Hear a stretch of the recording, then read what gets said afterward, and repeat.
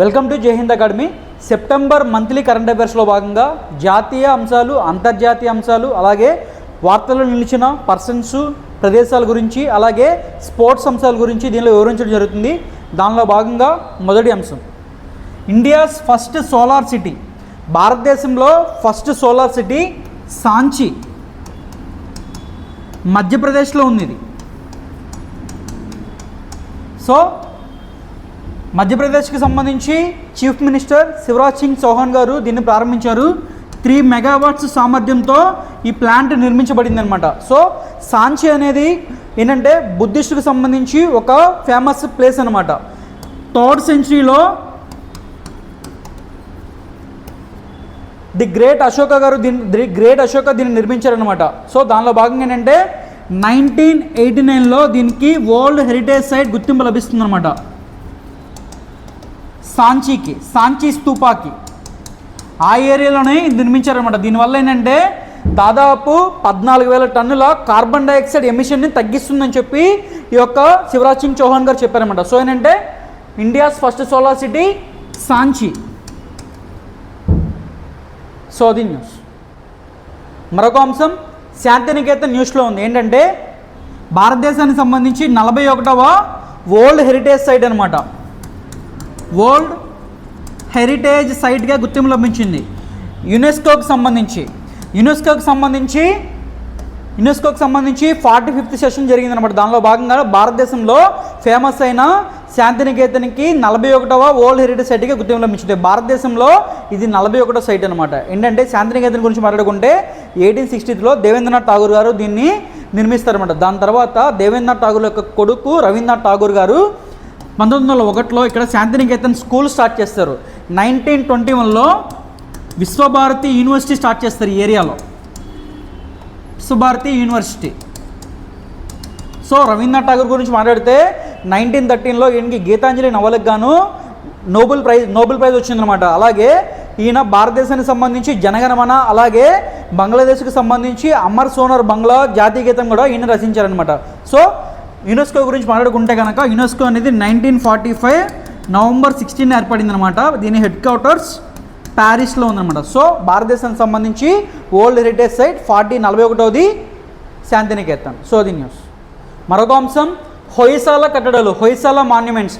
ఏంటంటే ఇందాక మాట్లాడుకున్నాం 41వ వరల్డ్ హెరిటేజ్ సైట్గా శాంతినికేతన్. ఇది భారతదేశంలో 42వ వరల్డ్ హెరిటేజ్ సైట్ మనకు గుర్తింపు లభించింది. కర్ణాటకలోని హొయసాల కట్టడాలు. హొయసాల రాజులు అనేవాళ్ళు 11వ శతాబ్దం నుంచి 14వ శతాబ్దం మధ్యలో ఈ యొక్క దేవాలయాలు నిర్మించారన్నమాట. ఈ దేవాలయాల్లో చెన్నకేశవ టెంపుల్ బేలూరులో ఉంటుంది, హొయకేశ్వర టెంపుల్ హలిబీడు, కేశవ టెంపుల్ సోమనాథపురం. ఈ యొక్క 3 కట్టడాలకి సంబంధించి హొయకేశ్వర ఏంటంటే హొయసాల మాన్యుమెంట్స్కి సంబంధించి భారతదేశానికి 42వ వరల్డ్ హెరిటేజ్ సైట్గా గుర్తింపు లభించింది. ఇది కర్ణాటకలో ఉన్నాయన్నమాట. సో అది న్యూస్. మరొక అంశం first ever green energy archaeological site. భారతదేశంలో first green energy archaeological site ఏంటంటే మహాబలిపురం తీర దేవాలయం ఉంది కదా, మహాబలిపురం తమిళనాడులో. ఈ యొక్క తమిళనాడుకి సంబంధించి మహాబలిపురాన్ని గ్రీన్ ఎనర్జీ ఆర్కియాలజీ సైట్గా గుర్తించారన్నమాట. ఏంటంటే దీనికి సంబంధించి ఏంటంటే ఈ మహాబలిపురానికి 1984లో యునెస్కో వరల్డ్ హెరిటేజ్ సైట్గా గుర్తింపు లభిస్తుంది. అలాగే దీనికి సంబంధించి కట్టించింది ఎవరంటే పల్లవులకు సంబంధించి నరసింహవర్మన్ II.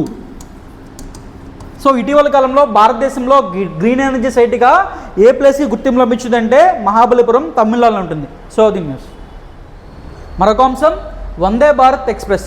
రీసెంట్గా నరేంద్ర మోడీ గారు 9 ట్రైన్లని వర్చువల్గా ప్రారంభించారు. సో భారతదేశంలో present as of now 34 Vande Bharat express ట్రైన్లు ఉన్నాయన్నమాట. ఈ యొక్క వందే భారత్ ఎక్స్ప్రెస్ ట్రైన్కి సంబంధించి ఫస్ట్ ట్రైన్ ఎక్కడి నుంచి అంటే ఢిల్లీ నుంచి వారణాసి మధ్యలో నడిపించారనమాట 2019లో. సో ఈ యొక్క వందే భారత్ ఎక్స్ప్రెస్కి ఇంకో పేరుంది ట్రైన్ 18. సో అది న్యూస్. మరొక అంశం ఇండియన్ ఆయిల్ కార్పొరేషన్కి సంబంధించి గ్రీన్ హైడ్రోజన్ బస్. భారతదేశంలో first time green hydrogen bus IOC start చేసిందన్నమాట ఢిల్లీలో.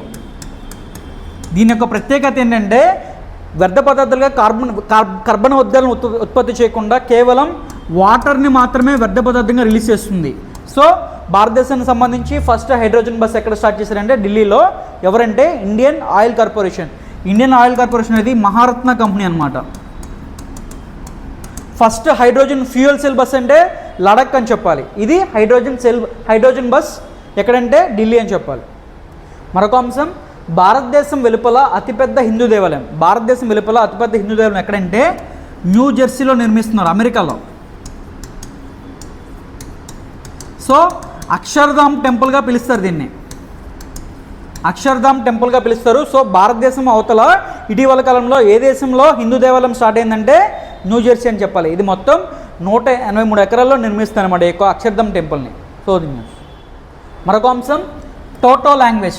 టోటో అనేది ఒక లాంగ్వేజ్ అనమాట. ఎక్కడంటే దీన్ని సైనో టిబిటన్ లాంగ్వేజ్ అని కూడా అంటారు అనమాట. ఎక్కడంటే వెస్ట్ బెంగాల్ బార్డర్లో, అంటే భూటాన్ దగ్గరలో మొత్తం ఒక 1600 మంది ట్రైబ్ ఉంటారు. ట్రైబ్స్ 1600 మంది ట్రైబ్స్ మాత్రమే ఉంటారన్నమాట టోటోకి సంబంధించి ట్రైబ్స్. ఈ ట్రైబ్స్కి సంబంధించి తాము ఏదైతే వీళ్ళకి సంబంధించి భాషను ఏదైతే ఉందో ఆ భాషని ఒక డిక్షనరీ రూపంలో అక్కడ కంపైల్ చేశారనమాట. సో ఆ కంపైల్ చేస్తారు కాబట్టి ఆ డిక్షనరీ న్యూస్లో ఉంది కాబట్టి ఇది ఎవరికి సంబంధించిందంటే టోటోకి సంబంధించి ఒక ట్రైబ్స్ ఎక్కడ ఉన్నారంటే వెస్ట్ బెంగాల్ దగ్గర ఉన్నారు, బార్డర్ టు భూటాన్. సో దాన్ని టోటో లాంగ్వేజ్ అంటారు, సైనో టిబెటియన్ లాంగ్వేజ్ అని కూడా అంటారు అనమాట. So the news. మరొక అంశం, G20 కూటమి. G20 సమావేశాలు ఈ సంవత్సరం భారతదేశం అనేది ఆతిథ్యం ఇస్తుందన్నమాట. భారతదేశమే నిర్వహిస్తుంది, అధ్యక్ష బాధ్యతలు భారతదేశం నిర్వహిస్తుంది. దానిలో భాగంగానే G20 సంబంధించి శిఖరాగ్ర సమావేశాలు ఢిల్లీలో జరిగినాయి అనమాట. దానిలో భాగంగా ఏంటంటే ఫస్ట్ నేను చూసుకుందాం. G20 సంబంధించి theme one earth, one family, one future. దీనినే వసుదైవ కుటుంబం అని కూడా అంటారు. ఏంటంటే మనకి ఉపనిషత్తుల్లో మహా ఉపనిషత్తు నుంచి దీన్ని తీసుకున్నారన్నమాట, వసుదైవ కుటుంబం అనేది. సో G20 గురించి మాట్లాడితే 1997లో ఆసియా ప్రాంతంలో ఆర్థిక మాంద్యం వస్తుందన్నమాట. సో ఆర్థిక మాంద్యం నుంచి ఎలాగ బయటపడాలని చెప్పేసి భారతదేశం మిగతా కొన్ని దేశాలని అన్నీ కలిపి అభివృద్ధి చెందిన దేశాలని కలిపి ఒక సమాఖ్యగా ఏర్పడతాయి అన్నమాట. 1999లో 19 దేశాలతో పాటు యూరోపియన్ యూనియన్ కలిపి మొత్తం 20 దేశాల సమాఖ్యగా ఏర్పడుతుంది అన్నమాట. 20 దేశాలు అన్నీ ఇవి అనమాట. సో దీనికి సంబంధించి ప్రతి సంవత్సరం ఒక్కొక్క సంబంధించి దీనికి ఒక పర్మనెంట్ హెడ్ ఆఫీస్ లేదనమాట. ఏ సంవత్సరం ఎవరైతే అధ్యక్ష బాధ్యతలు నిర్వహిస్తారో ఆ ఏరియాలో దీనికి సంబంధించి సమావేశాలు నిర్వహిస్తారన్నమాట. దానిలో భాగంగానంటే G20 సమావేశాల్లో కొన్ని ముఖ్యమైన సంఘటనలు జరిగినాయి. ఏంటంటే ఆఫ్రికన్ యూనియన్ చేర్చుకోవడం, అలాగే జీవ ఇంధన కూటమిని ఏర్పరచడం, ఢిల్లీ డిక్లరేషన్కి సైన్ చేయడం అన్నమాట. అలాగే ఏదైతే సంబంధించి శాటిలైట్ మిషన్ యొక్క లాంచ్ చేయడం అంటే ఇవన్నీ దీనిలో జరిగినాయి అనమాట. దానికి సంబంధించి G20 సమావేశాల్లో ఏం జరిగింది చూసుకుందాం. మరొక అంశం, G20 శాటిలైట్ మిషన్. ఇటీవల కాలంలో G20 శాటిలైట్ మిషన్ ఎవరు లాంచ్ చేస్తున్నారంటే ఇండియా. ప్రధాని మోడీ గారు చెప్తారన్నమాట, భారతదేశానికి సంబంధించి మేము ఒక G20 శాటిలైట్ మిషన్ లాంచ్ చేయబోతున్నాం. ఏంటంటే చంద్రయాన్ 3 సక్సెస్ అయిన భాగంగా అలాగే G20 శాటిలైట్ మిషన్ తీసుకొస్తాం. దీనిలో భాగంగా ఏంటంటే G20 దేశానికి సంబంధించి నేషన్స్కి ఎన్విరాన్మెంట్ అలాగే క్లైమేట్ చేంజ్కి సంబంధించి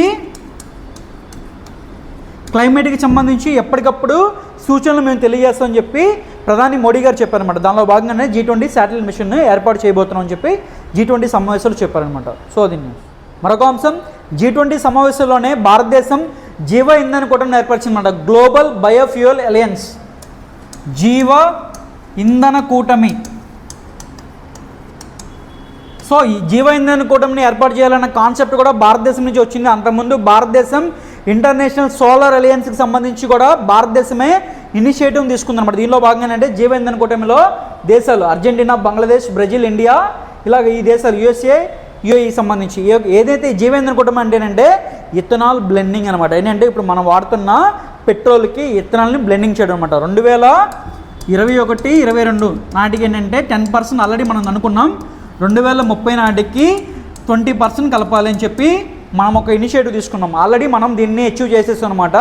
ఏంటంటే ప్రస్తుతాన్ని మనం వాడుతున్నప్పుడు 100% అనుకుంటే 80% పెట్రోల్ ఉండాలి, మిగతా 20% అనేది ఇథనాల్ కలపాలి అని చెప్పి చెప్పారనమాట. సో ఏంటంటే జీవ ఇంధన కూటమిని ఏర్పరిచింది భారతదేశం.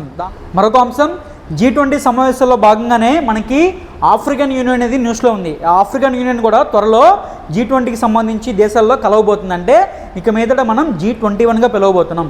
అసలు ఆఫ్రికన్ యూనియన్ అంటే ఏంటి చూద్దాం. ఇది 55 దేశాల సమాఖ్య. 2002లో దీన్ని అఫీషియల్గా లాంచ్ చేశారన్నమాట. 2002లో దీన్ని అఫీషియల్గా లాంచ్ చేశారు. ఆఫ్రికా సంబంధించి మొత్తం 55 దేశాలు ఉంటాయి. సో ఆఫ్రికన్ యూనియన్ తీసుకుంటే దాని ప్రత్యేకత ఏంటంటే 60% ప్రపంచంలో రెన్యూబుల్ ఎనర్జీ సోర్సెస్ ఇక్కడే ఉన్నాయి, రెన్యూబుల్ ఎనర్జీ. అలాగే 30% మినరల్స్ కూడా ఇక్కడే ఉన్నాయి. అలాగే లిథియం అయాన్ బ్యాటరీస్లో ఉపయోగించే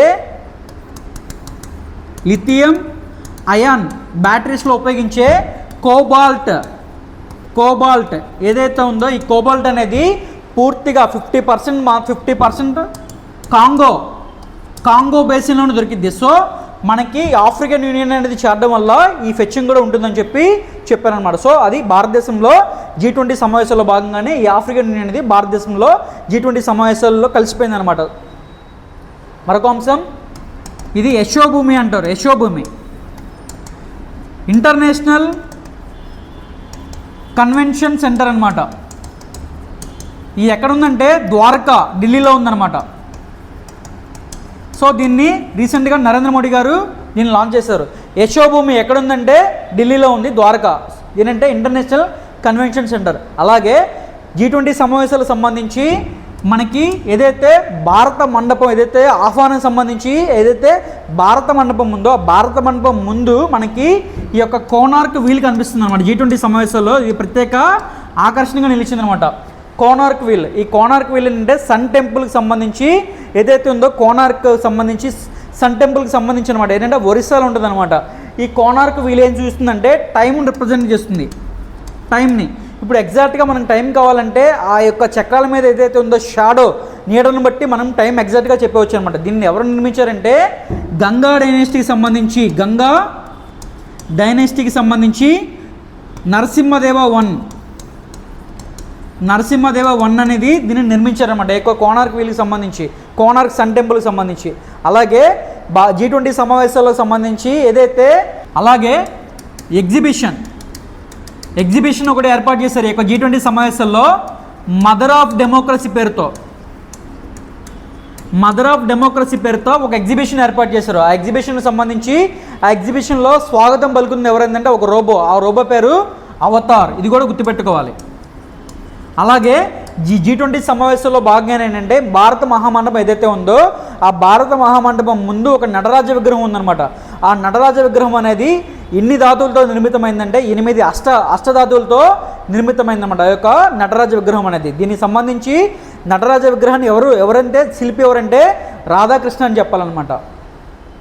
మరొక అంశం, India middle east Europe economic corridor అని చెప్పి న్యూస్లో ఉంది. చాలా ఇంపార్టెంట్ అనమాట. దీంట్లో ఏదైతే సభ్య దేశాలు చూసుకోండి, India, America, Saudi Arabia, UAE, France, Germany, Italy, EU. ఏంటంటే ఇదేంటంటే చైనాకి ఆపోజిట్గా ఏంటంటే చైనా బెల్ట్ అండ్ రోడ్ ఇనిషియేటివ్లో భాగంగా 2013లో వచ్చిన బెల్ట్ అండ్ రోడ్ ఇనిషియేటివ్లో భాగంగా వివిధ దేశాల్లో ఇన్ఫ్రాస్ట్రక్చర్ ప్రాజెక్టులు నిర్మిస్తూ ఉంటుంది. దానిలో భాగంగా ఏంటంటే ఆ కొన్ని దేశాలని డెట్ ట్రాప్లో లాగేస్తుంది. బెస్ట్ ఎగ్జాంపుల్ శ్రీలంకలో.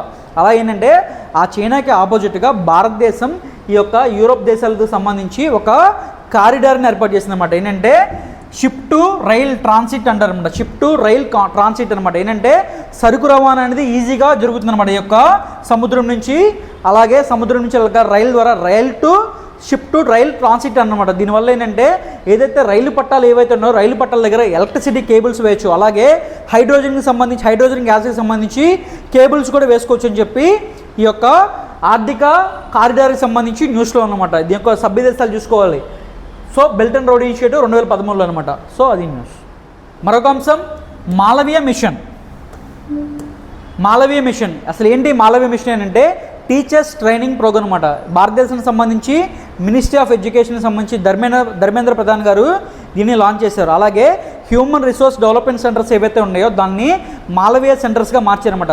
సో మదన్ మోహన్ మాలవీయ గారు న్యూస్లో ఉన్నారు కాబట్టి మదన్ మోహన్ మాలవీయ గారు చూసుకుంటే కనుక 1909, 1918లో INC ప్రెసిడెంట్గా చేశారు. అలాగే 1916లో బెనారస్ హిందూ యూనివర్సిటీని ఈయన ఏర్పాటు చేశారనమాట. అలాగే ఏంటంటే 2014 సంబంధించి ఏంటంటే ఈయనకి December 24 నాటికి ఏంటంటే ఈయనకి 125 years వస్తుంది అనమాట. దానిలో భాగంగా ఏంటంటే ఇతనికి భారతరత్న ప్రకటించారనమాట. భారతరత్న ప్రకటించారు. సో మదన్ మోహన్ మాలవీయ గారు చూసుకుంటే అది. మరొక అంశం, రాజస్థాన్ గవర్నమెంట్ ఇటీవల కాలంలో మినిమం గ్యారంటీ ఇన్కమ్ బిల్ని తీసుకొచ్చింది అనమాట. అసలు మినిమం గ్యారంటీ ఇన్కమ్ బిల్ ఏంటంటే భారతదేశంలో first state minimum guarantee income bill తెచ్చింది. ఏంటంటే ఇందిరాగాంధీ షహరీ రోజ్గార్ యోజన. ఏంటంటే షహరీ అంటే పట్టణాలకు సంబంధించి ఏంటంటే 125 days పని దినాలు కల్పించాలని చెప్పి ఒక ఇన్కమ్ బిల్ తెచ్చిందనమాట రాజస్థాన్ గవర్నమెంట్. ఏంటంటే ప్రస్తుతానికి ఉన్న ఎంజీ నరేగా స్కీమ్ ఏంటంటే గ్రామీణ ప్రాంతాల్లో 100 రోజుల పని దినాలను కల్పిస్తుంది. ఇది తెచ్చింది ఏంటంటే ఇందిరాగాంధీ షహరీ రోజ్గార్ యోజన ద్వారా అంటే 125 days పని దినాలు కల్పిస్తారనమాట. సో దాది. మరొక అంశం, ఐఓసి ఇండియన్ ఆయిల్ కార్పొరేషన్ మరొకసారి న్యూస్లో ఉంది. ఏంటంటే పానిపట్ ఐఓకి సంబంధించి పానిపట్ 2G ఇథనాల్ ప్లాంట్ 100% రెడీగా అవబోతుందని చెప్పేసి ఆ సంస్థ యొక్క చైర్మన్ శ్రీకాంత్ మధ్వాచార్య గారు చెప్పారనమాట. ఏంటంటే 2G ఇథనాల్ ప్లాంట్ అన్నారు కాబట్టి అసలు ఇథనాల్ అంటే మనం ఆల్రెడీ మాట్లాడుకున్నాం. 2020-21కి 10% ఇథనాల్ బెండింగ్ అనుకున్నాం, 2030కి 20% ఇథనాల్ బెండింగ్ అనుకున్నాం. దానిలో భాగంగానే భారతదేశ వ్యాప్తంగా ఇథనాల్ ప్లాంట్స్ అనేది కన్స్ట్రక్షన్ జరుగుతుందన్నమాట. సో పానిపట్కి సంబంధించి హర్యానా దగ్గర ఏదైతే ఉందో అది రెడీ అయిపోయిందని చెప్పి సంస్థ చైర్మన్ చెప్తున్నారన్నమాట. సో ఇక్కడ ఇథనాల్ ప్లాంట్ అన్నాం కాబట్టి first generation, second generation, third generation చెప్పి 3 రకాలు ఉంటాయన్నమాట. ఫస్ట్ జనరేషన్లో ఏటి ఉపయోగించి ఇథనాల్ తయారు చేస్తారంటే ఫుడ్ క్రాప్స్ ఏవైతే వీట్, షుగర్ కేన్ ఉపయోగించి ఈ యొక్క ఇథనాల్ తయారు చేస్తారన్నమాట. సెకండ్ జనరేషన్ ఏమవుతుందంటే రైస్ హస్క్ అలాగే రెసిడ్యువల్స్ ఆఫ్ వుడెన్ చిప్స్కి సంబంధించి వీటి ద్వారా మనకి ఇథనాల్ బెండింగ్ చేస్తారన్నమాట. థర్డ్ జనరేషన్ వచ్చేసరికి algae and other micro organism ద్వారా మనకి ఇథనాల్ అనేది తయారు చేస్తారన్నమాట. సో అది న్యూస్. మరొక అంశం, DCGI drugs control general of India.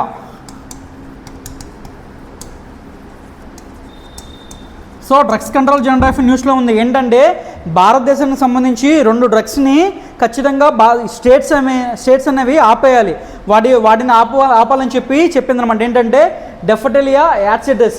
ఇటీవల కాలంలో డెఫటెలియా యాసిడస్ అంటే ఏంటంటే దేనికి సంబంధించిన డ్రగ్స్ అని చెప్పి అడగొచ్చు. డెఫటెలియా అంటే లివర్కి సంబంధించి డ్రగ్, అలాగే యాసిడస్ అంటే క్యాన్సర్కి సంబంధించి డ్రగ్ అనమాట. వీటికి సంబంధించారంటే ఈ డెఫటెలియా యాసిడిస్ అనేది వాటికి నామ్స్కి తగ్గట్టుగా లేదు అని చెప్తున్నాను అనమాట. ఏంటంటే drugs control general of India ఏం చేస్తుందంటే భారతదేశం సంబంధించి ఏదైనా డ్రగ్స్కి అనేది ఆమోదం పొందాలన్నా ఏదైనా క్లినికల్ పరీక్షలు జరపాలన్నా ఇది ముందుండి నడిపిస్తుంది అనమాట. సో అది న్యూస్.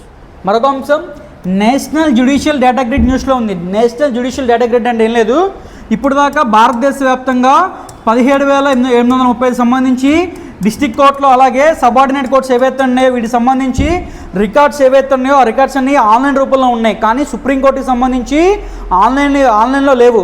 డిస్ట్రిక్ట్ కోర్ట్స్, హైకోర్ట్స్ అన్ని రికార్డ్స్ అనేవి ఆన్లైన్లో ఉన్నాయి. కాకపోతే ఏంటంటే సుప్రీంకోర్టుకి సంబంధించి రికార్డ్స్ అనేవి ఆన్లైన్లో లేవు.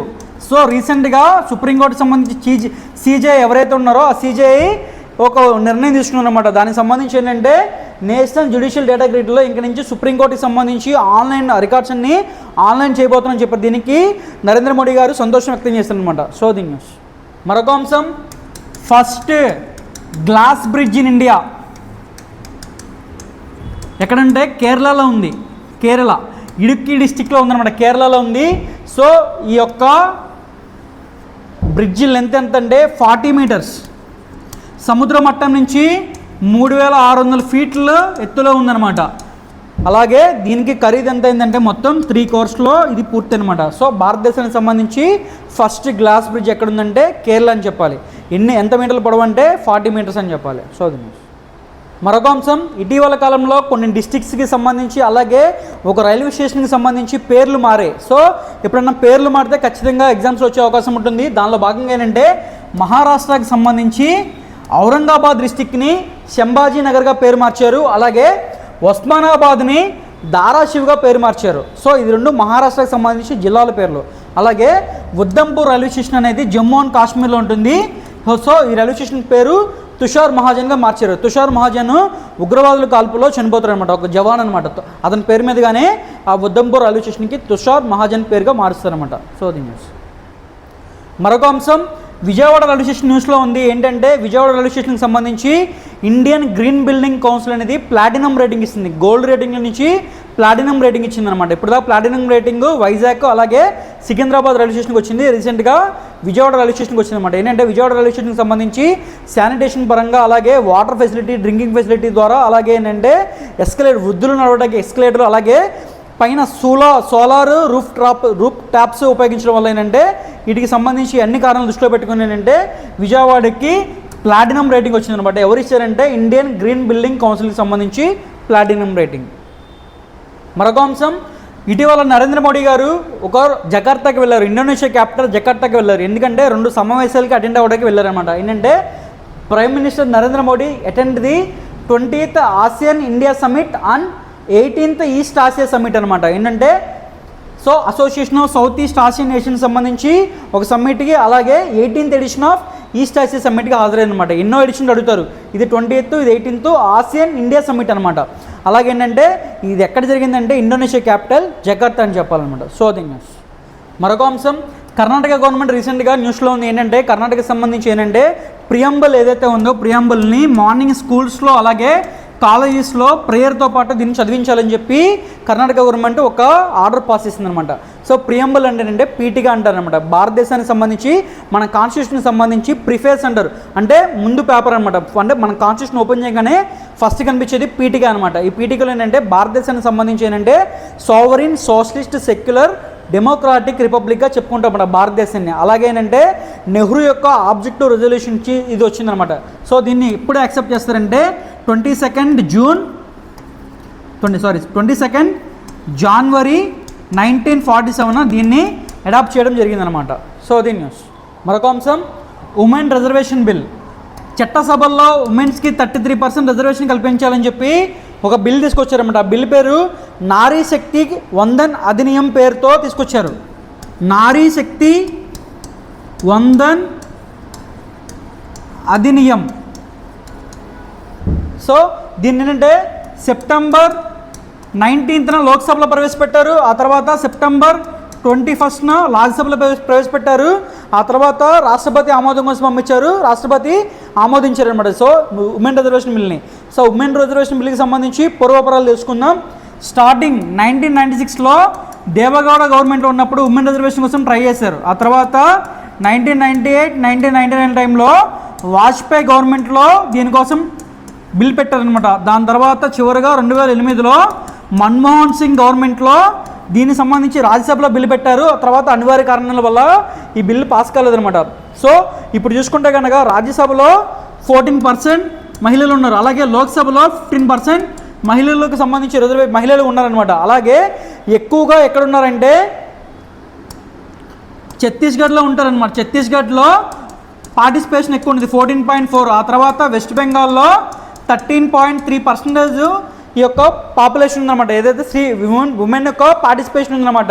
సో భారతదేశానికి సంబంధించి ఇది 2029 వరకే, 2029కి ఇది అమల్లోకి రానుందన్నమాట ఉమెన్ రిజర్వేషన్ బిల్ అనేది. అలా చూసుకుంటే కనుక ఏంటంటే డీలిమిటేషన్ ఏదైతే ఉందో సెన్సస్ తర్వాత వచ్చే డీలిమిటేషన్ తర్వాత ఇది ఇంప్లిమెంట్ అవుతుందని చెప్పి న్యూస్లో ఉంది. డీలిమిటేషన్ అంటే ఏంటంటే నియోజకవర్గాల పునర్విభజన. నియోజకవర్గాలు, లోక్సభ నియోజకవర్గాలు అలాగే అసెంబ్లీలకు సంబంధించిన నియోజకవర్గాల పునర్విభజన జరిగింది అనమాట. ఏంటంటే డీలిమిటేషన్ గురించి మాట్లాడితే 1952, 1963, 1973 అలాగే 2002లో డీలిమిటేషన్ వచ్చిందనమాట. చివరగా మళ్ళీ 2026లో రాబోతుందన్నమాట. ఈ డీలిమిటేషన్ సంబంధించి ఆర్టికల్ చూసుకోవాలి. 82 అలాగే 170. ఈ 82 ఆర్టికల్ ఏం చెప్పిద్దంటే ఎవ్రీ సెన్సస్ తర్వాత పార్లమెంట్కి డీలిమిటేషన్ యాక్ట్ చేయొచ్చు వాళ్ళు. అలాగే స్టేట్స్కి సంబంధించి డీలిమిటేషన్ యాక్ట్ 170 ఆర్టికల్ చెప్తుందన్నమాట. సో ఉమెన్ రిజర్వేషన్ బిల్ అంటే అదనమాట. మరొక అంశం, భారతదేశానికి సంబంధించి ఫస్ట్ కార్టోగ్రఫీ మ్యూజియం, ఏదైనా మ్యాప్లకి సంబంధించి మ్యూజియం ఎక్కడ స్టార్ట్ చేయబడిందంటే ముస్సోరిలో స్టార్ట్ చేయబడింది. సో మ్యాప్స్కి సంబంధించి ఫస్ట్ మ్యూజియం ముస్సోరి అని చెప్పాలి. మరొక అంశం, క్రియా ఫర్ గుడ్ అని చెప్పి ఒక ఇనిషియేటివ్ అనమాట. మినిస్ట్రీ ఆఫ్ ఎడ్యుకేషన్ అనేది ఒక ఇనిషియేటివ్ తీసుకుంది. ఏంటంటే ఇది క్రియా ఫర్ గుడ్ ఏంటంటే new online life skills modules అనమాట. ఏంటంటే జెండర్ ఈక్వాలిటీని సాధించాలని చెప్పేసి ఈ యొక్క ఇనిషియేటివ్. ఈ ఇనిషియేటివ్లో ఎవరెవరు భాగస్వామ్యం అంటే ICC, బీసీసీఐ అలాగే యూనిసెఫ్ ఈ మూడు కలిసి భాగస్వామ్యం అందిస్తుంది అనమాట. క్రియో ఫర్ గుడ్కి సంబంధించి ఇనిషియేటివ్కి సంబంధించి ఏంటంటే లైఫ్ స్కిల్స్ మాడ్యూల్ అలాగే జెండర్ ఈక్వాలిటీని సాధించాలని చెప్పేసి లక్ష్యంగా పెట్టుకున్నారనమాట. మరొక అంశం ఈ క్యాబినెట్ సిస్టమ్. రీసెంట్గా త్రిపుర సంబంధించి గవర్నమెంట్ మాణిక్ సాహా గారు ఒక నిర్ణయం తీసుకున్నారన్నమాట. ఏంటంటే ఈ క్యాబినెట్ సిస్టమ్ని లాంచ్ చేశారనమాట. సో భారతదేశంలో ఈ క్యాబినెట్ అనేది ఇది 4th ప్లేస్. మరి ఫస్ట్ ప్లేస్ ఎవరంటే ఉత్తరాఖండ్, సెకండ్ వచ్చేసరికి యూపీ, థర్డ్ వచ్చేసరికి అరుణాచల్ ప్రదేశ్, 4th వచ్చేసరికి త్రిపుర. అరుణాచల్ ప్రదేశ్ 4th త్రిపుర. ఏదైతే డిజిటలైజేషన్లో భాగంగా పేపర్లెస్ గవర్నమెంట్ తీసుకోవద్దని చెప్పేసి భారతదేశంలో ఇది నాలుగో స్టేట్ అనమాట. ఈ క్యాబినెట్ సిస్టమ్ని లాంచ్ చేసింది త్రిపుర. మరొక అంశం రీసెంట్గా పిఎం నరేంద్ర మోడీ గారు విశ్వకర్మ యోజన అని చెప్పి ఒక స్కీమ్ని లాంచ్ చేశారు. ఏంటంటే భారతదేశంలో చేతి వృత్తులు ఎవరైతే ఉన్నారో, ట్రెడిషనల్ క్రాఫ్ట్స్మెన్ ఎవరైతే ఉన్నారో వాళ్ళకి సంబంధించి ఆర్థిక సహాయం అందించడం కోసం అని చెప్పి పిఎం విశ్వకర్మ యోజన లాంచ్ చేశారన్నమాట. సెప్టెంబర్ 17వ తారీఖున ఈ యొక్క పిఎం విశ్వకర్మ యోజనలో మొత్తం ట్రెడిషనల్గా భారతదేశంలో సాంప్రదాయ వృత్తుల వాళ్ళు మొత్తం 18 రకాల వారిని ఐడెంటిఫై చేశారు. ఐడెంటిఫై చేసి వాళ్ళకి సంబంధించి ఏంటంటే ఇయర్లీ 1 lakh అలాగే తర్వాత ఫేజ్లో 2 lakhs ఏదైతే 5% రేట్ ఆఫ్ ఇంట్రెస్ట్గా లోన్స్ ఇవ్వనున్నారు.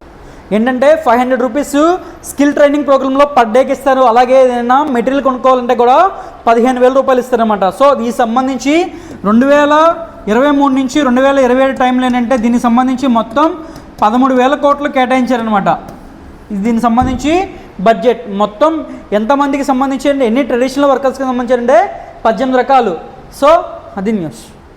మరొక అంశం రీసెంట్గా international conference on dam safety అని చెప్పి ఎక్కడ జరిగింది అడగొచ్చు, జైపూర్లో జరిగిందనమాట. సో దీనికి సంబంధించి అన్ని దేశాలకు సంబంధించి ప్రతినిధులు హాజరయ్యారు. భారతదేశానికి సంబంధించి గజేంద్ర షెకావత్ కూడా హాజరయ్యారు అనమాట. దీనికి సంబంధించి కండక్ట్ చేశారు, భారతదేశంలోనే కండక్ట్ చేశారు. దీనికి సంబంధించి అంటే భారతదేశానికి సంబంధించి డ్యామ్ సేఫ్టీ బిల్లు 2021లో వచ్చిందనమాట. సో ఈ సందర్భంగా గజేంద్ర షెకావత్ గారు భారతదేశానికి సంబంధించి ఒక 3 డ్యాముల గురించి హైలైట్ చేశారనమాట. దాని గురించి దీనికి ఒక డ్యాములు కొలాప్స్ అయినా ఆ కొలాప్స్లో భాగంగా ఎందుకు కొలాప్స్ అని చెప్పారు. దానికి సంబంధించి క్వశ్చన్ అడిగే అవకాశం ఉంటుంది. కరం డ్యామ్ మధ్యప్రదేశ్లో ఉంది, అలాగే అన్నమయ్య డ్యామ్ ఏపీలో ఉంది. చెయ్యేరు నదిపై వరదలు వచ్చినాయి కదా, దానికి సంబంధించి అన్నమయ్య డ్యామ్ కూలిపోయింది, ఏపీలో ఉంటుంది. అలాగే పరంబికులం డ్యామ్ కేరళలో ఉంది. ఈ డ్యాముల గురించి అడిగే అవకాశం ఉంటుంది. International conference on dam safety bill ఎక్కడ జరిగిందంటే జైపూర్ అని చెప్పాలి. మరొక అంశం టార్డిగ్రేడ్ మైక్రో ఆర్గానిజం, ఒక సూక్ష్మజీవి అని చెప్పి ఒక సూక్ష్మజీవిని కొచ్చిన్ యూనివర్సిటీకి సంబంధించి ప్రొఫెసర్స్ కనిపెట్టారనమాట. అది ఎక్కడ ఆ మైక్రో ఆర్గానిజం ఎక్కడ బయటపడిందంటే రామేశ్వరం దగ్గర సముద్రంలో కనిపెట్టారనమాట. సో దానికి భారత రాష్ట్రపతి మాజీ రాష్ట్రపతి అయిన కలాం గారి పేరు పెట్టారు. దాని సో ఏంటంటే బాటిలెప్సీ కలామి అని చెప్పి పేరు పెట్టారన్నమాట. సో బాటిలెప్సీ కలామి ఏంటంటే ఒక మైక్రో ఆర్గానిజం, టార్డిగ్రేడ్కి సంబంధించి ఒక మైక్రో ఆర్గానిజం ఎక్కడ దొరికిందంటే రామేశ్వరం దగ్గర. ఎవరు కనిపెట్టారంటే కొచ్చిన్ యూనివర్సిటీకి సంబంధించి ప్రొఫెసర్స్. మరొక అంశం first light house festival in India. భారతదేశంలో ఫస్ట్ టైం ఎక్కడ ఒక లైట్ హౌస్ ఫెస్టివల్ కండక్ట్ చేశారు, అది గోవాలో.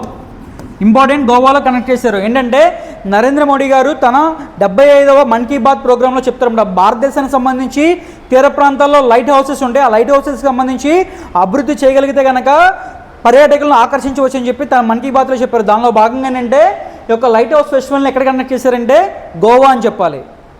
మరొక అంశం ఇంటర్నేషనల్ లాయర్స్ కాన్ఫరెన్స్ ఎక్కడ జరిగింది. బార్ కౌన్సిల్కి సంబంధించి ఇంటర్నేషనల్ లాయర్ కాన్ఫరెన్స్ ఎక్కడ జరిగిందంటే న్యూఢిల్లీలో జరిగింది. దీనికి సంబంధించి ఏంటంటే చీఫ్ జస్టిస్ డివై చంద్రచూడ్ గారు అలాగే భారతదేశానికి సంబంధించి మన ప్రధాని గారు హాజరయ్యారనమాట. సో దీనికి సంబంధించి ఏంటంటే మనం already IPC, CrPC, Indian evidence యాక్ట్కి సంబంధించి భారతీయ న్యాయ సంహిత, భారతీయ నాగరిక సురక్ష సంహిత, భారతీయ సాక్ష్య సమితిగా అని చెప్పి పేర్లు మార్చాం. సో దీనంటే ట్రాన్స్పరెన్సీ తీసుకురావడం కోసం ఏంటంటే పురాతన కాలంలో చట్టాలు ఏవైతే ఉన్న చట్టాలను మార్చి మనం ప్రస్తుత పరిస్థితులకు తగ్గట్టుగా మనం మార్చుతున్నాం కాబట్టి చెప్పాను అనమాట. సో ఇంటర్నేషనల్ లాయర్ కాన్ఫరెన్స్ ఎక్కడ జరిగిందంటే న్యూఢిల్లీ అని చెప్పాలి. ఇందాక మనం మాట్లాడుకున్నట్టు ఇంటర్నేషనల్ డ్యామ్ సేఫ్టీ ఎక్కడ జరిగిందంటే జైపూర్. సో అది న్యూస్. మరొక అంశం North East Mithun get food animal tag. North ఈస్ట్కి సంబంధించి మిథున్ ఏంటంటే ఇది FSSA food safety and standards authority of India అనేది నార్త్ ఈస్ట్కి సంబంధించి మిథున్ని ఫుడ్ యానిమల్ ట్యాగ్ ఇచ్చి ఫుడ్ యానిమల్ ట్యాగ్గా రికగ్నైజ్ చేస్తుంది అనమాట. దీని ద్వారా ఏమవుతుందంటే దీనికి సంబంధించి మీట్కి అనేది ఎక్స్పోర్ట్స్ పెరుగుతాయి. సో అలాగేంటంటే ఇది నాగాల్యాండ్ అలాగే అరుణాచల్ ప్రదేశ్కి సంబంధించి స్టేట్ యానిమల్ కూడా ఈ మిథున్ అనేది. సో దీనివల్ల ఏంటంటే ఇది కల్చరల్గా దీనికి సిగ్నిఫికెన్స్ ఉందన్నమాట. సో ఏంటంటే ఫుడ్ యానిమల్ ట్యాగ్ రావడం వల్ల ఏంటంటే కమర్షియల్గా డొమెస్టికేషన్లో దీనికి బయట మార్కెట్లో రేట్లు ఎక్కువగా ఉంటాయి అన్నమాట. మరొక అంశం క్లీన్ ఎయిర్ సర్వే, స్వచ్ఛ వాయు సర్వేక్షణ్. క్లీన్ ఎయిర్ సర్వే సంబంధించి సెంట్రల్ పొల్యూషన్ కంట్రోల్ బోర్డ్ అనేది ఒక రిపోర్ట్ రిలీజ్ చేస్తుంది. దానిలో భాగంగా ఏంటంటే 10 లక్షల పైన జనాభా, 3 లక్షల నుంచి 10 లక్షల మధ్య జనాభా, 3 లక్షల కంటే జనాభాలో ఏది ఫస్ట్ ప్లేస్ వచ్చిందంటే 10 లక్షల కంటే ఎక్కువ జనాభాలో మధ్యప్రదేశ్లోని ఇండోర్ అనేది ఫస్ట్ ప్లేస్ వచ్చింది. ఏంటంటే 10 lakhsకి సంబంధించి 3 లక్షల నుంచి 10 లక్షలకు సంబంధించి అమరావతి, అలాగే 3 లక్షల లోపు పర్వాను హిమాచల్ ప్రదేశ్లోకి ఫస్ట్ ప్లేస్ వచ్చింది. ఇక్కడ ఏంటంటే తెలుగు రాష్ట్రాలకు సంబంధించి ఏంటంటే గుంటూరు ఏదైతే 3 లక్షల నుంచి 10 లక్షల మధ్యలో ఏదైతే ఉందో గుంటూరుకి థర్డ్ ప్లేస్ వచ్చింది అనమాట. స్వచ్ఛ వాయు సర్వేక్షణ ఎవరు స్టార్ట్ చేస్తారంటే సెంట్రల్ పొల్యూషన్ కంట్రోల్ బోర్డ్. మరొక అంశం ఎకనామిక్ ఫ్రీడమ్ ఇండెక్స్ 2023 న్యూస్లో ఉందన్నమాట. ఇండెక్స్ న్యూస్లో ఉంది. ఈ ఇండెక్స్ అనేది ఎవరిచ్చారంటే కెనడాకి సంబంధించి ఫ్రేజర్ ఇన్స్టిట్యూట్, అలాగే ఢిల్లీకి సంబంధించి సెంటర్ ఫర్ సివిల్ సొసైటీ, ఈ 2 ఆర్గనైజేషన్స్ కలిపి ఎకనామిక్ ఫ్రీడమ్ ఇండెక్స్ ఇచ్చింది. భారతదేశానికి సంబంధించి ర్యాంక్ ఎంత అంటే 87th ర్యాంక్ అనమాట. అంతకుముందు సంవత్సరం 86th అనమాట. ఈ సంవత్సరం 87th వస్తుందన్నమాట. So first place Singapore, second place వచ్చేసరికి హాంకాంగ్. మరొక అంశం ఇటీవల కాలంలో 3 ప్రాంతాలకి బెస్ట్ టూరిస్ట్ అవార్డు వచ్చిందనమాట. బెస్ట్ టూరిస్ట్ విలేజ్ అవార్డు అనమాట. సో ఏంటంటే ఫస్ట్ చూసుకుంటే కనుక వెస్ట్ బెంగాల్లో కిరీటేశ్వర్ అనే గ్రామం ఉంది. ఆ కిరీటేశ్వర్ అనే గ్రామంలో కిరీటేశ్వర్ అనే ఒక దేవాలయం కూడా ఉంటుంది. ఆ దేవాలయానికి సంబంధించి బెస్ట్ టూరిస్ట్ విలేజ్ అవార్డు వచ్చింది.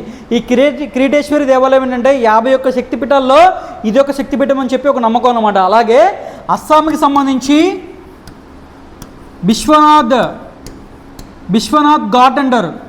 ఈ విశ్వనాథ్ ఘాట్ కూడా బెస్ట్ టూరిస్ట్ విలేజ్ అవార్డు వస్తుందన్నమాట. ఈ బెస్ట్ ఇదేంటంటే బ్రహ్మపుత్ర రివర్ పక్కన ఈ గుడి ఉంటుంది అనమాట. ఏంటంటే విశ్వనాథ్ ఘాట్. సో దీన్ని ఏమంటారంటే గుప్త కాశీ అని కూడా పిలుస్తారన్నమాట. అలాగే ఆంధ్రప్రదేశ్ గవర్నమెంట్కి సంబంధించి లేపాక్షి, సత్యసాయి డిస్టిక్లో ఏదైతే ఉందో లేపాక్షిని కూడా బెస్ట్ టూరిస్ట్ విలేజ్గా అవార్డు ఇస్తారనమాట. సో అది న్యూస్. మరొక అంశం గ్లోబల్ ఇన్నోవేషన్ ఇండెక్స్లో సంబంధించి ఒక ఇండెక్స్ ఉంది. ఆ ఇండెక్స్లో భారతదేశం యొక్క ర్యాంక్ ఎంత ఉందే 40. అసలు గ్లోబల్ ఇన్నోవేషన్ ఇండెక్స్ని ఎవరిస్తారంటే వరల్డ్ ఇంటెలెక్చువల్ ప్రాపర్టీ రైట్స్ అని చెప్పి ఒక సంస్థ ఇస్తుందన్నమాట. ఏంటంటే మొత్తం 82 అంశాలకు సంబంధించి ఈ సర్వేలు తీసుకుంటారు. ఏంటంటే విద్య, వైద్యం, ఆరోగ్యం, అలాగే ఇన్ఫ్రాస్ట్రక్చర్కి సంబంధించి మొత్తం 82 అంశాలని తీసుకుంటారు. అలాగేంటంటే ఈ సంవత్సరం మొత్తం 132 దేశాలు పాల్గొన్నాయి అనమాట గ్లోబల్ ఇన్నోవేషన్ ఇండెక్స్లో. దానికి సంబంధించి ఫస్ట్ ప్లేస్ వచ్చేసరికి స్విట్జర్లాండ్. సో అలాగే భారతదేశానికి సంబంధించి ఫస్ట్ ఎవరు వచ్చారంటే 40 ర్యాంక్ అనమాట. మరొక అంశం ప్రిజన్ రిఫార్మ్స్ కమిటీకి సంబంధించి అధ్యక్షుడిగా జస్టిస్ అమితావ్ రాయ్ గారు న్యూస్లో ఉన్నారు. అమితావ్ రాయ్ గారికి సంబంధించి ప్రిజన్ రిఫార్మ్స్ కమిటీ ఎప్పుడు ఏర్పాటు చేయబడిందంటే 2018లో ఇది ఏర్పాటు చేయబడింది. మరి ఇప్పుడు ఎందుకు న్యూస్లో ఉందంటే రీసెంట్గా ఈయన సుప్రీంకోర్టుకు సంబంధించి కొన్ని సూచనలు ఇస్తారన్నమాట. ఏంటంటే 2021 సంబంధించి ఎంతమంది ప్రెజెన్స్ ఉన్నారంటే 4,25,000 మంది జైలులో ఉన్నారు. 2021 ఎండింగ్ వచ్చేసరికి 5,05,000 మంది జైలులో ఉంటారని చెప్పి, ఎందుకు ప్రెజెన్స్ సంబంధించి జైలులో ఆక్యుపెన్సీ రేట్ పెరిగిపోతుంది ఎందుకని చెప్పారన్నమాట. దీనికి సంబంధించి ఏంటంటే ఈయన కొన్ని గైడ్లైన్స్ ఇచ్చారన్నమాట. ఏంటంటే వీళ్ళకి సంబంధించి ఏంటంటే ఎక్కువ మంది ఎడ్యుకేషన్ లేని వారు అక్కడ ఉన్నారు, వెనుకబడిన వర్గాల వారు ఎక్కువ మంది ఉన్నారు జైలులో అని చెప్పారు. అలాగే ఏంటంటే ఇంకొక ముఖ్య విషయం ఏంటంటే ఈ జైలులో 77% అనేది అండర్ ట్రయల్స్గా ఉన్నారు. ఇంకా వాళ్ళ మీద శిక్ష అనేది నిరూపితం కాలేదు. మరి వాళ్ళకి ఎందుకు బయటికి వెళ్ళలేకపోతున్నారంటే వాళ్ళలో ఎడ్యుకేషన్ లేదు, అలాగే వెనుకబడిన వర్గాల వాళ్ళు ఎక్కువగా ఉండటం వల్ల జైలులో మగ్గిపోతుందని చెప్పారు. సో దానికి సంబంధించి ఏం చెప్పారంటే ఫ్రీ లీగల్ ఎయిడ్ ఇవ్వాలి, అలాగే లోక్ అదాలత్లు ఏర్పాటు చేయాలి, స్పెషల్ కోర్టులు ఏర్పాటు చేయాలని చెప్పారు. భారతదేశానికి సంబంధించి free legal aid 39A article చెప్తుందనమాట. అలాగే NALSA national legal services authority act ద్వారా లోక్ అదాలట్లు ఏర్పాటు చేయబడ్డాయి. నల్సా యాక్ట్ అంటారు. నల్సా యాక్ట్ ఎప్పుడు వచ్చిందంటే 1987లో వస్తుంది. సో అది న్యూస్. మరొక అంశం వన్ నేషన్ వన్ ఎలక్షన్కి సంబంధించి న్యూస్లో ఉంది. ఏంటంటే జమిలీ ఎన్నికలు అంటాం. ఈ జమిలీ ఎన్నికలకు సంబంధించి ఒక కమిటీని ఏర్పాటు చేశారు. జమిలీ ఎన్నికలు ఎలాగే సాధ్యమా కాదని చెప్పి దానికి సంబంధించి ఎవరి అధ్యక్షతన వేశారంటే ఫార్మర్ ప్రెసిడెంట్ అయిన రామ్నాథ్ కోవింద్ గారి అధ్యక్షతన ఈ కమిటీ వేశారు. సభ్యులుగా ఎవరున్నారో అడగొచ్చు. అమిత్ షా, అధీర్ రంజన్ చౌదరి, గులాం నబీ ఆజాద్, సుభాష్ కశ్యప్, హరీష్ సాల్వే, సంజయ్ కొతారి, ఎన్కే సింగ్ వీళ్ళ సభ్యులుగా ఈ యొక్క జమిలీ ఎన్నికలకు సంబంధించి ఒక కమిటీ ఏర్పాటు చేయబడింది అన్నమాట. సో జమిలీ ఎన్నికలు ఏంటంటే అన్ని రాష్ట్రాల అసెంబ్లీతో పాటు లోక్సభతో పాటు శాసనసభలతో పాటు అలాగే పంచాయతీలు మున్సిపాలిటీకి ఒకేసారి ఎన్నికలు జరగడాన్ని జమిలీ ఎన్నికలు అంటారన్నమాట. మరొక అంశం రైల్వే బోర్డుకి సంబంధించి చైర్పర్సన్ అలాగే సీఈఓగా జయకుమారి సిన్హా గారు నియమించబడ్డారు. అంతకుముందు ఈ యొక్క రైల్వే బోర్డుకి సంబంధించి అనిల్ కుమార్ లోహాటి ఉన్నాడు. ఆయన రిటైర్డ్ అవడంతో జయకుమారి సిన్హా గారు రైల్వే బోర్డుకి సంబంధించి చైర్పర్సన్గా రావడం జరిగిందనమాట. మరొక అంశం సింగపూర్కి సంబంధించి ప్రెసిడెంట్గా షణ్ముగరత్నం ఎన్నిక కాబడ్డారన్నమాట. ఈయన ఏంటంటే భారతీయ మూలాలు గల వ్యక్తులు కానీ దేశ అధ్యక్షులుగా ఉంటే కనుక చూసుకుంటాల్సిన అవసరం ఉంటుంది సింగపూర్ ప్రెసిడెంట్ షణ్ముగరత్నం. మరొక అంశం డాలీ సృష్టికర్త ఎవరైతే ఉన్నారో ఇయాన్ విల్మట్ గారు రీసెంట్గా చనిపోయారు. ఈయన ఏంటంటే ఒక గొర్రెకి సంబంధించి ఒక మూలకణను ఉపయోగించి క్లోనింగ్ పద్ధతిలో ఒక గొర్రెని అభివృద్ధి చేశారు. ఆ గొర్రె పేరు డాలీ. సో ఆయన రీసెంట్గా చనిపోయారనమాట. సో ఈయన పేరు ఇయాన్ విల్మట్. డాలీ సృష్టికర్త అంటారనమాట. మరొక అంశం first speaker in Odisha assembly Pramila Rani garu రీసెంట్గా ఒడిషాకి సంబంధించి అసెంబ్లీకి ఫస్ట్ స్పీకర్గా ఎన్నికయ్యారనమాట. ఏంటంటే బిజు జనతా దళకి సంబంధించి మొత్తం 6 సార్లు ఎమ్మెల్యేగా ఈమె గెలిచారనమాట. సో ఈసారి ఈమెకి స్పీకర్గా అవకాశం వస్తుంది. ఒడిషాకి సంబంధించి ఫస్ట్ స్పీకర్ ప్రమీలా రాణి. మరొక అంశం స్వాతి నాయక్ ఈమెకి నార్మన్ బోర్లాగ్ అవార్డు వస్తుందన్నమాట. రీసెంట్ కాలంలో నార్మన్ బోర్లాగ్ అవార్డు ఎవరికి వస్తుందంటే స్వాతికి నాయక్ వస్తుంది. ఈమె ఒడిశాకి సంబంధించిన మహిళ. ఏంటంటే international rice research institute South ఏషియాకి సంబంధించి ఈమె ఒక సైంటిస్ట్ అనమాట. దాంట్లో భాగంగా ఏంటంటే ఈమె వరి వంగడాలని స్టార్ట్ చేసింది. కొత్త వరి వంగడాలని ఈమె ఆవిష్కరణలు చేసింది అనమాట. ఏంటంటే ఈమెని బిహానా దీది అని కూడా అంటారు ఒరిస్సా ప్రాంతంలో. ఆర్ సీడ్ లేడీ అని కూడా పిలుస్తారనమాట. సో ఈమెకి ప్రతిష్టాత్మకమైన నార్మన్ బోర్లాగ్ అవార్డు వస్తుంది అనమాట 2023 సంవత్సరానికి. మరొక అంశం PTI press trust of India అని చెప్పి 1947లో ఇది ఏర్పాటు చేయడం జరిగిందనమాట. Press trust of India. So దీనికి సంబంధించి ప్రెసిడెంట్గా ఎవరు ఉన్నారంటే కేఎన్ శాంత్ కుమార్ గారు నియమితులయ్యారనమాట. సో అది న్యూస్. మరొక అంశం ఎంఎస్ స్వామినాథన్ గారు రీసెంట్గా చనిపోయారనమాట.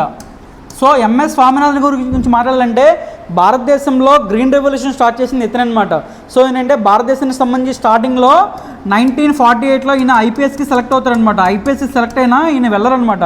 తర్వాత ఏంటంటే ఈయన అగ్రికల్చర్ మీద ఎక్కువగా ఇంట్రెస్ట్ చూపించి అగ్రికల్చర్లో BA చేస్తారు. తర్వాత ఉన్నత చదువుల కోసం ఏంటంటే విదేశాలకు వెళ్తారు. ఆ తర్వాత ఏమైందంటే ఈయన క్రాప్స్కి సంబంధించి జెనెటిక్స్ ఏవైతే ఉన్నాయో వీట్ బార్లీ రైస్ మీద ఈయన రీసెర్చ్ ఎక్కువ చేస్తారన్నమాట. మరిన్ని పరిశోధనల కోసం ఏంటంటే ఈయన నార్మన్ బోర్లాగ్ దగ్గర చేస్తారన్నమాట. నార్మన్ బోర్లాగ్ సంబంధించి ఏంటంటే హై ఈల్డ్ వెరైటీస్ ఆఫ్ సీడ్స్ని తయారు చేస్తారన్నమాట. ఏంటంటే భారతదేశంలో మొక్కలు ఎలాగ ఉంటాయంటే సన్నగా ఉండే మన గాలి వస్తే వెంటనే పడిపోయే అవకాశం ఎక్కువగా ఉంటాయి అనమాట. ఈయన తయారు చేసిన హై ఈల్డ్ వెరైటీస్లో ఏమిటంటే ఇది చిన్నగా ఉండేనంటే ఎటువంటి గాలులు వచ్చినా కూడా తట్టుకొని ఉంటుంది ఎక్కువగా దిగుబడి ఎక్కువగా ఇస్తుంది అనమాట. సో ఈయన ఏంటంటే గ్రీన్ రెవల్యూషన్కి సంబంధించి 1960లో స్టార్ట్ అయిందనమాట. భారతదేశానికి సంబంధించి 1966 to 1977 ఈ యొక్క మధ్య గ్రంథాన్ని ఏమంటారంటే గోల్డెన్ పీరియడ్గా చెప్తారు గ్రీన్ రెవల్యూషన్కి. సో దానిలో భాగంగా ఏంటంటే ఈయన గ్రీన్ రెవల్యూషన్కి సంబంధించి పితామహుడుగా చెప్పొచ్చు, హరిత విప్లవం పితామహుడు. అలాగే హై ఈల్డ్ వెరైటీస్ని ఈయనే స్టార్ట్ చేసినమాట. ఏంటంటే భారతదేశం ఇతర దేశాల మీద ఆధారపడేది ఫుడ్ క్రాప్స్ కోసం, అలాంటిది భారతదేశం ఎగుమతి చేసే స్థాయికి వెళ్ళిపోయిందనమాట. దీనికి సంబంధించి ముఖ్యమైన అవార్డులు తీసుకుంటే 1971లో రామన్ మెగసెసే అవార్డు వస్తుంది. అలాగే మోస్ట్ ఇంపార్టెంట్ 1987లో వరల్డ్ ఫుడ్ ప్రైజ్ అవార్డు కూడా వస్తుంది, ఇతనికి వస్తుందన్నమాట. అలాగే భారతదేశానికి సంబంధించి పద్మశ్రీ, పద్మవిభూషణ్ అవార్డులు కూడా ఈయనకి ఇవ్వడం జరిగిందనమాట. అలాగే నేషనల్ కమిషన్ ఆన్ ఫార్మర్స్ 2004లో ఈయన చైర్మన్గా ఉంటారనమాట. సో అది న్యూస్. మరొక అంశం, మొరాకో ఎర్త్క్వేక్ రీసెంట్గా న్యూస్లో ఉంది. మొరాకో అనేది ఎక్కడ ఉందంటే నార్త్ ఆఫ్రికా ప్రాంతంలో ఉంటుంది. నార్త్ ఆఫ్రికా ప్రాంతంలో ఈ మొరాకో సంబంధించి ఎర్త్క్వేక్ వచ్చిందన్నమాట. ఏంటంటే యూరేషియా ప్లేట్ అలాగే ఆఫ్రికా ప్లేట్ యొక్క కన్వర్జెన్స్ వల్ల ఈ యొక్క ఎర్త్క్వేక్ రావడం జరిగింది. ఈ యొక్క మ్యాగ్నిట్యూడ్ 6.8గా వచ్చిందనమాట. దీనివల్ల ఏంటంటే దాదాపు 2000 మంది పైగా చనిపోయారు, దాదాపు కొన్ని వేల మంది క్షతగాత్రులు అయ్యారనమాట. ఏంటంటే దీనికి సంబంధించి ఎపి సెంటర్ అట్లాస్ పర్వతాల దగ్గరలో వచ్చిందనమాట. ఏంటంటే దీని దగ్గరలోనే ఒక 70 కిలోమీటర్స్ దూరంలోనే మరకేష్ అని చెప్పి వరల్డ్ హెరిటేజ్ సైట్ కూడా దగ్గరలోనే ఉందన్నమాట. ఏంటంటే ముస్లింకి సంబంధించి పవిత్ర స్థలం అన్నమాట మరకేష్ అనేది. సో ఏంటంటే మొరక్కో అనేది ఎక్కడ ఉందంటే నార్త్ ఆఫ్రికా ప్రాంతం. ఏంటంటే మ్యాప్ పాయింటింగ్లో ఎప్పుడైనా వచ్చే అవకాశం ఉంటుందన్నమాట. మరొక అంశం, ఆర్టిఫిషియల్ ఇంటెలిజెన్స్ సంబంధించి CEO ఏంటంటే ప్రపంచంలోనే ఫస్ట్ టైం ఒక పోలాండ్లో డిక్టేటర్స్ అని చెప్పి ఒక కూల్ డ్రింక్ కంపెనీకి సంబంధించి ఒక CEOగా రోబోని నియమిస్తామన్న మికా. ఆర్టిఫిషియల్ ఇంటెలిజెన్స్ సంబంధించి ఫస్ట్ CEO మికా. మరొక అంశం, సాహెల్ రీజియన్ అని చెప్పి న్యూస్లో ఉంటుంది. సాహెల్ రీజియన్ ఏంటంటే ఆఫ్రికాలో ఒక 3 దేశాలుగా ఏంటంటే మాలి, నైగర్, బుర్కినో ఫాసో అని చెప్పి ఒక 3 దేశాలు కలిపి ఒక సెక్యూరిటీ అలయన్స్ని లాంచ్ చేసిందనమాట. ఈ సెక్యూరిటీ అలయన్స్ సంబంధించి ఒక చార్టర్ ఉంటుంది. ఆ చార్టర్ ఏంటని అడగొచ్చు. లిప్టికా గౌర్మా అనే ఒక చార్టర్. ఈ చార్టర్ ద్వారా ఈ 3 దేశాలు కలిపి ఒక సెక్యూరిటీ అలయన్స్ని ఏర్పాటు చేసుకుంది. బయట దేశాల నుంచి ఎవరు కూడా దీని నుంచి దాడి చేయకుండా ఈ సాహెల్ రీజియన్కి సంబంధించి ఒక సెక్యూరిటీ అలయన్స్లో భాగస్వామ్య దేశాలు ఏంటంటే మాలి, నైగర్, బుర్కినో ఫాసో. వీళ్ళకి సంబంధించి ఒక చార్టర్ ఏంటంటే లిప్టికా గౌర్మా. ఇది ఏ రీజియన్ అంటే సాహెల్ రీజియన్ అని చెప్పాలి ఆఫ్రికాలో. మరొక అంశం, నగోర్నో కరాబక్ అని చెప్పి రీసెంట్గా తరచుగా వార్తలు నిలుస్తుంది. అసలు నగోర్నో కరాబక్ ఏంటో చూద్దాం. దీని పక్కన దేశాలు ఏంటంటే అర్మేనియా, ఆ పక్కన దేశం అజర్బైజాన్. ఈ స్టోరీ ఏంటంటే అజర్బైజాన్లో 90% పైగా ముస్లిం పాపులేషన్ ఎక్కువగా ఉంటుంది. అలాగే అర్మేనియాలో 90% పైగా క్రిస్టియన్ పాపులేషన్ ఎక్కువగా ఉంటుంది. అయితే స్టోరీ ఏమవుతుందంటే అర్మేనియా నుంచి చాలామంది ఏదైతే నగోర్నో కరాబక్ ఏదైతే రీజియన్ ఉందో కరాబక్ రీజియన్కి వలస వెళ్ళిపోతారు. వలస వెళ్ళిపోయి ఏం చేస్తారంటే అక్కడ లోకల్గా ఉన్న ముస్లిమ్స్ని ఎవరైతే ఉన్నారో ముస్లిమ్స్ని వెళ్ళగొట్టేస్తారు. ఆ తర్వాత ఏమైందంటే యాక్చువల్గా అజర్బైజాన్లో ఒక భాగం అనమాట నగోర్నో కరాబక్ అనేది.